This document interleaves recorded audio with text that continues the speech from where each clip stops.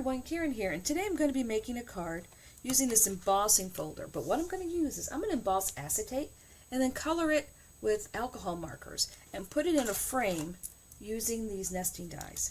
Now, to have it to where you can see through the front of it, I'm going to do it on a Z-fold base.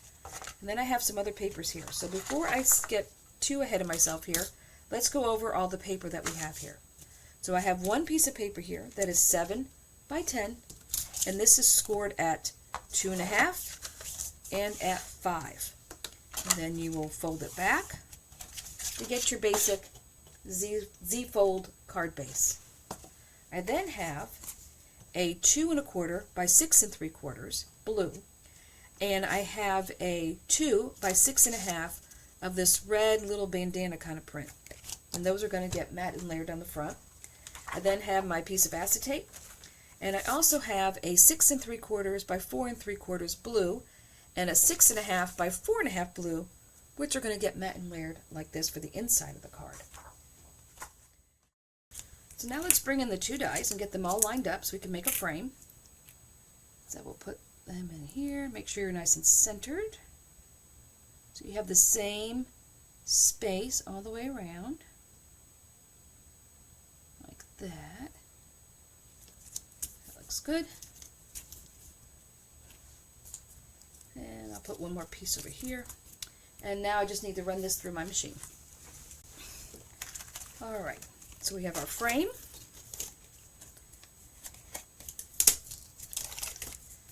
And that piece we don't need. Alright, so now we need to take our acetate piece. And I want to cut it out into the shape first, because if you ran it through the embossing folder first, you'd be apt to flatten it out, and I really don't want to flatten it out. So I need to take the bigger of the two dies and cut out this piece of acetate. Now when you cut out acetate, you definitely want to use your metal shim, because the plastic that makes the acetate, I should say the acetate's made out of, tends to give. And so you want to have it have a really firm surface for it to bite into, to go through. Also, you can put a piece of paper underneath it when you're cutting acetate. That way the die will go through the acetate and into the paper. That also helps cut out acetate. And it's just because the acetate, it doesn't seem smushy, but it does have give to it. So you definitely want to have something underneath it. Alright, so now here's our piece of acetate. And we are all done with the dies. Let's put those to the side. All right, let's bring in the embossing folder. Now, there's no rule that says you have to put in the embossing folder here in the middle. Put it whichever way you want to have the picture. So I am going to put this at an angle, because I want more of that sunflower and its leaves that are here on either side. So I'm going to angle this like that. Make sure it's up high.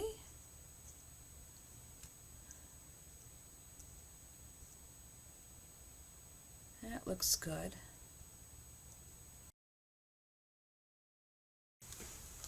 Alright, so I know it doesn't look like much yet. So what we're going to do is I'm going to color it on the back side. Alright, so I have 2 shades of brown, 2 shades of green, an orange, and a yellow. Now I'm going to start with the center here.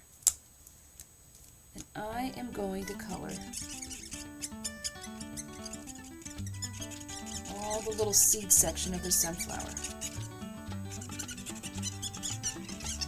Now don't be afraid to use darker colors.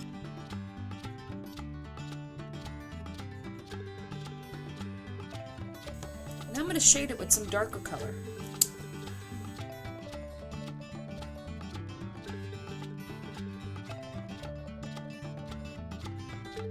I'm going to go with E79.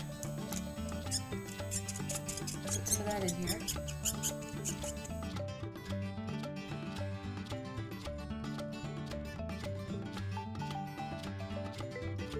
Now you don't have to worry about shading when you're coloring an acetate like this, because what you're going to end up looking for is more of a stained glass kind of look. So you don't have to worry about shading. I think that's dark enough now. And the thing with alcohol markers, if you let it dry for a minute, you can go back and put more color on it. and it will get darker if you're not happy with the color of it the first time around. This is going to look really light at first. Just going to go around, color it all in. Because this first coloring, you're really just kind of giving it a base color. And then you can go in and make it darker the second time around.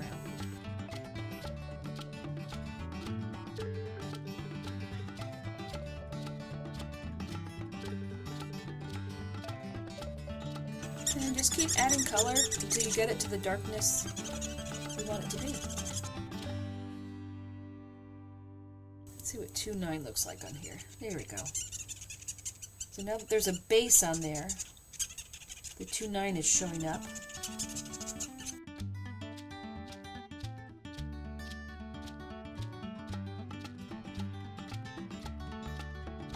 Now the final time you go around, you will take a little bit more time with it, because that's going to be the lines that you'll end up seeing. But when you're putting down this base coat, it really doesn't matter. You can do it quickly.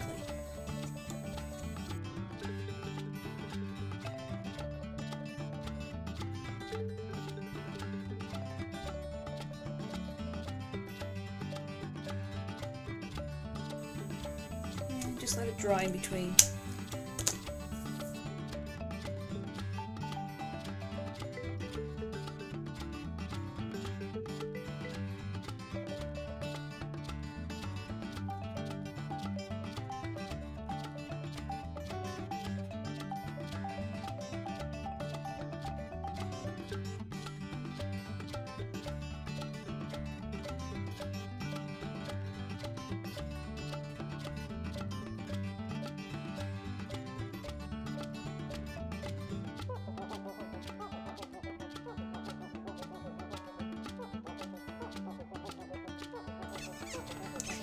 And the more color you build up, the brighter it will be on the other side.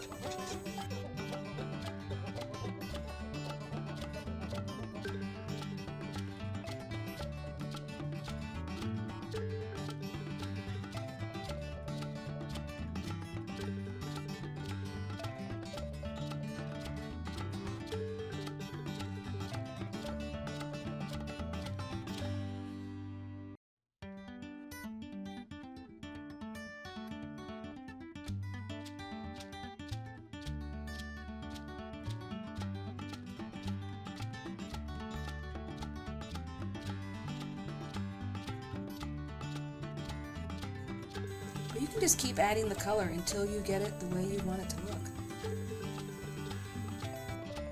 It does take it a minute for it to dry, so it does give you a chance to go back and move it around, and even take it off if you need to. You can use a little rubbing alcohol and you can take all the ink right off.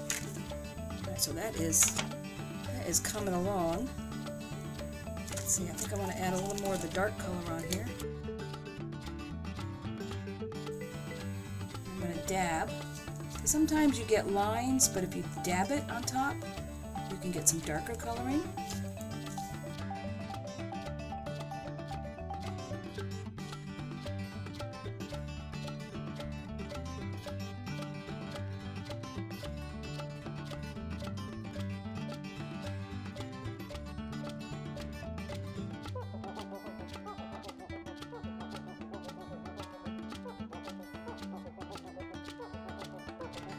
The longer you let it dry in between, the more coverage you're going to get. So I'm kind of rushing it here.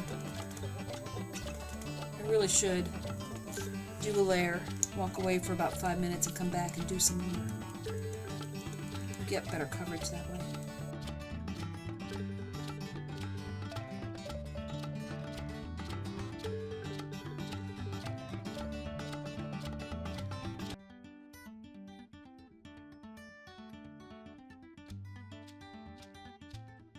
Alright, now I'm going to let that dry for a few minutes. Alright, so let's talk about how we're going to cut this frame into here. So I don't want to cut the whole frame out. I just want to cut on this side.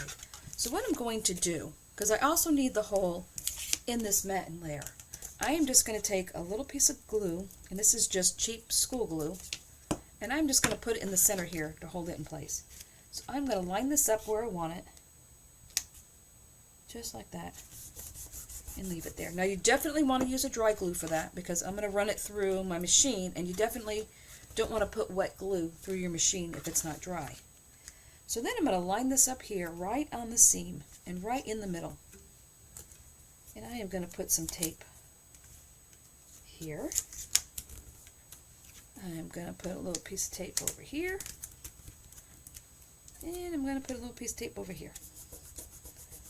Now, when I line this up to go through my machine, I'm going to do partial die cutting. So let me grab my plates and show you what I mean. Alright, so I have my clear plate, I have my plastic shim, I use my metal shim, and you need to make sure they are all lined up nice and straight. I am then, let me line this back up again because this moved. I think I need a new piece of tape here.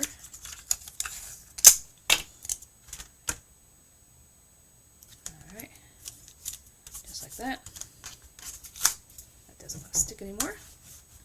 Alright, and I'm going to hang this off on the edge here because I don't want to cut this side, I only want to cut this side. I'm going to cover it with my top plate,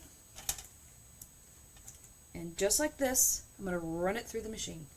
Just want to make sure the edge of your plate is right on that fold. Let me pick this up and run it through the machine. Alright, so let's look at what we have here. So let's pull the tape off. This was pretty thick that I was asking it to go through.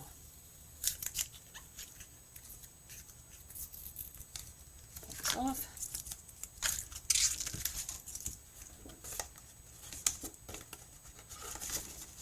So it went through two of the rows. So I'm going to pull this off here because this is trash. And I'm going to line this back up again.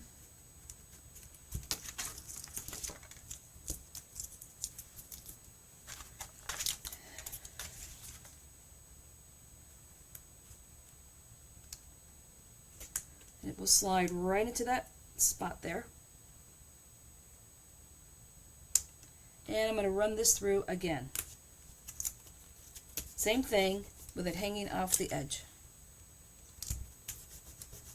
So let me grab my plates. Alright, so here's my plates again. I'm going to lift up my clear plate, slide this in, make sure they're all nice and straight. This is right on the edge again. And run it through. Alright, so now we have this part cut. So now we just need to trim it away. So I'm going to take my scissors and I'm going to cut away the score line.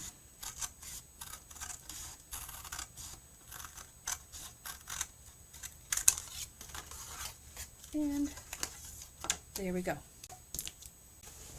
Alright, now let's look at this. That has a chance to dry. And I think that has enough color now, so I'm pretty happy with that. Alright, so this will get glued to the frame.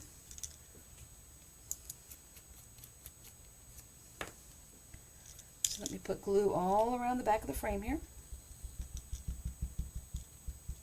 Now this may have gotten distorted a little bit when I put it in the embossing folder, so we may have to trim it a little bit, so that's why I want to glue this together first. Just in case. Now I'm going to glue this to the front. We colored the back, and I'm going to glue this to the front. And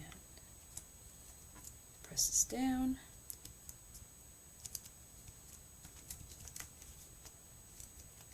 Pull it into shape where it all matches.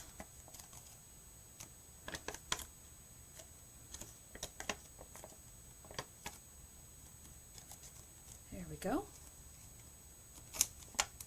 Like I said, this warped a little bit when you put it through the embossing folder. You do want to make sure you've got all your acetate covered. And you may have to trim it a little bit.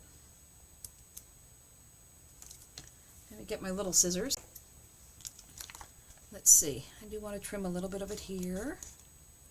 And it's just because it warps. It's just the nature of the beast when you emboss something. It does warp whatever it is you're embossing. So there we go. That looks pretty good. Okay. Alright, so let's look at what this is going to look like here. And now that I'm looking at this, I don't like this. So I'm going to put a piece of white card behind this so this shows up a little bit better. All right, let's see if I like this better. Yeah, because when I make my cards, I have the idea in my head, but I don't make practice cards. So these are always the first time cards. So let me put some glue on here. You know, and sometimes you have to change your mind partway through a card of what you're going to do. Because I did not like what that looked like. I think this is going to show up a lot better. I wasn't thinking that half of this was going to be brown and half was going to be the pattern paper. So we're just going to back this with white.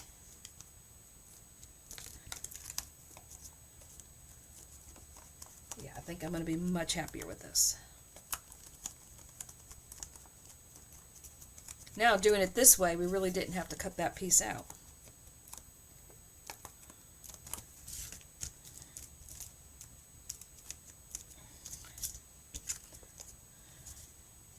Now this will get glued. On this side. Just going to line up the tips. Let me see. Line up the tip there, line up the tip there.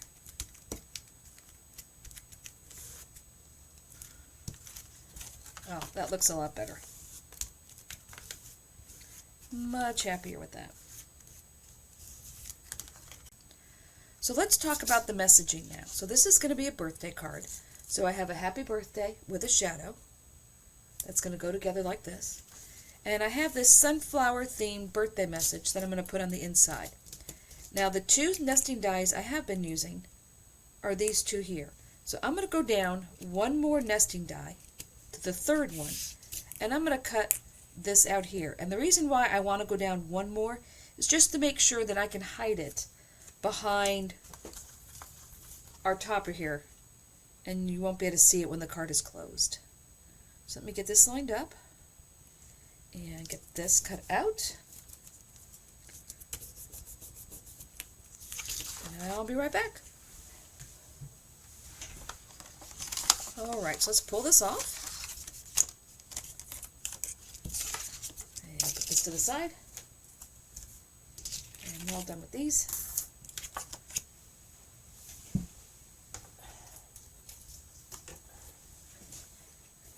Alright, I'm going to grab some foam.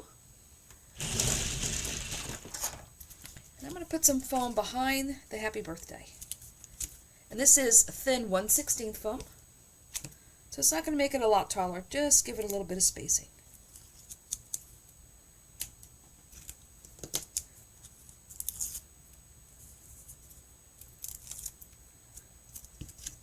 And this will just go in the middle here. Like that. So see, the 1/16 just gives it just a little something. Now I think I want to put this in between the two flowers, because I thought about putting it down here, thought about putting it here, but I think I like it better right there. And I think I will put it on a little bit of foam again, the 1/16, just to give it a little bit of a rise, and a little bit of a separation from the flowers behind it. So that is done. Now we have the same shape for the inside, and this says, like a sunflower, you always manage to stand tall, look fabulous, and find the light. Here's to another blooming year. This will go in the middle. Now I'm going to use Color glue for this, because I want to make sure I get it in the center and you can't see it from the outside. So this will go in the center. That, and close the card real quick. It's all nice and hidden.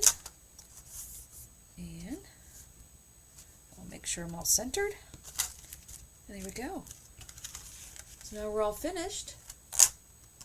Oh wait, you know what? I want to do one more thing. So originally I was leaving this blank. I decided I didn't like it that way. So I have another 6 3/4 by 2 1/4, because this was 2 1/2 wide. And I'm going to glue this down. I think it's just going to make it look a little bit more finished. Yeah, since we had a few audibles on this card here, it didn't end up being the way I thought originally it was going to be.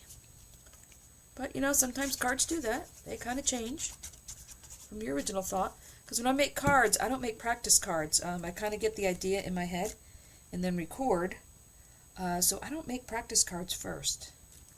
So that's why you'll see me change my mind halfway through a card.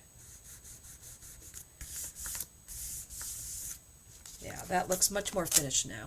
So now, when it's sitting up on the table, it's going to look like this. And that looks a lot better. So there we go. All finished. I hope you liked it. If you did, give me a thumbs up, because that is how YouTube counts everything. And please consider subscribing to my channel, because we'll have more projects every week. And until next time, stay crafty.